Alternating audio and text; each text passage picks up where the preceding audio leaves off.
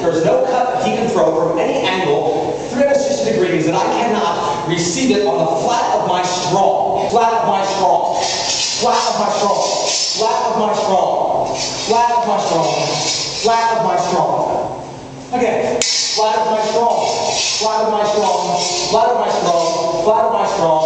Flat of my straw. Flat of my straw. That's there wasn't much room for self-realization back in the day. It's if you're born a peasant, you will be a peasant. If you're born a noble, you will be a noble.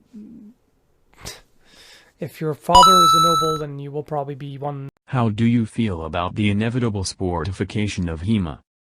Do you think HEMA is martial arts? Or sport? Should we stay away from sport? That's probably not what you meant to ask. I'm assuming what you meant to ask is what would I want to be in a medieval world, and probably in a somewhat fantasy-ish medieval world.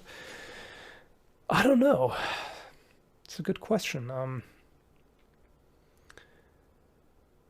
Maybe a craftsman of some sort, like a... Maybe a... I don't know. Fletcher, maybe even, because I do like wood carving. I don't have time for it, but I like it.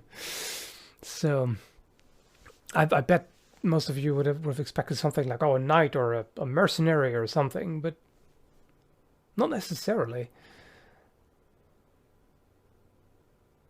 Okay.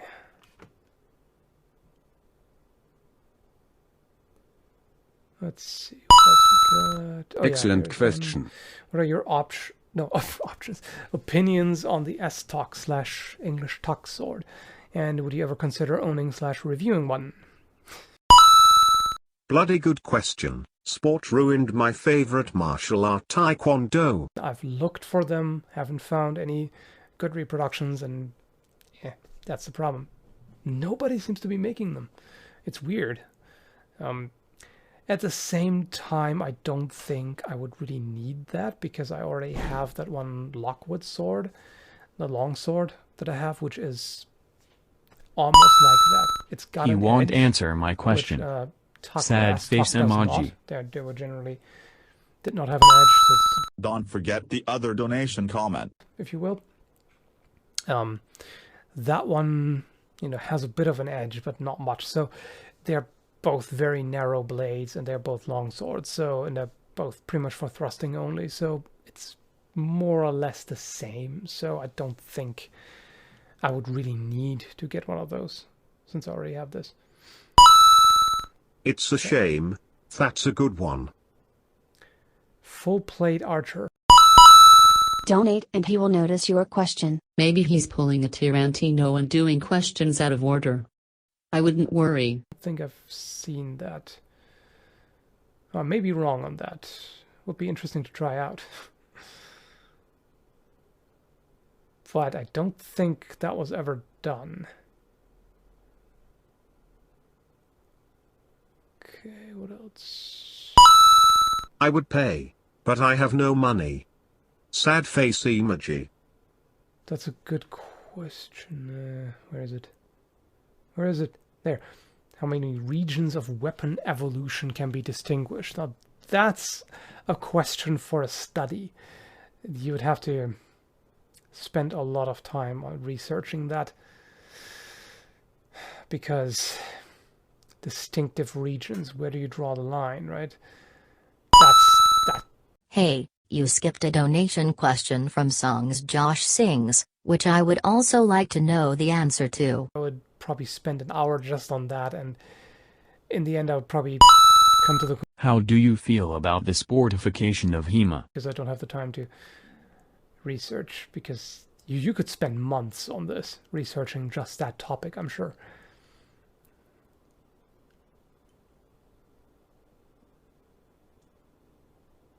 If you were to design your dream weapon, what variety and style would it be? Oh, I've got so many ideas. And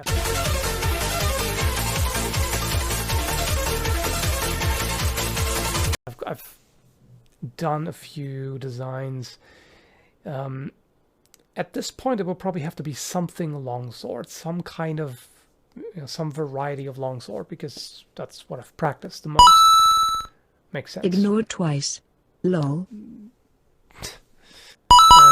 eventually Answer I the want to donation have some of the comment. designs Look made at Josh's question, he's paid $7. when I can afford it. What else? How do you feel about the sportification of HEMA? Well, HEMA is full of pussy.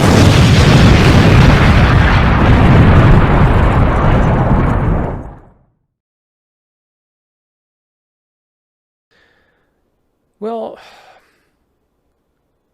it can be a bad thing, but it doesn't have to. I mean, sportification means, of course, it gets more exposure, it gets more popular, more people get into it.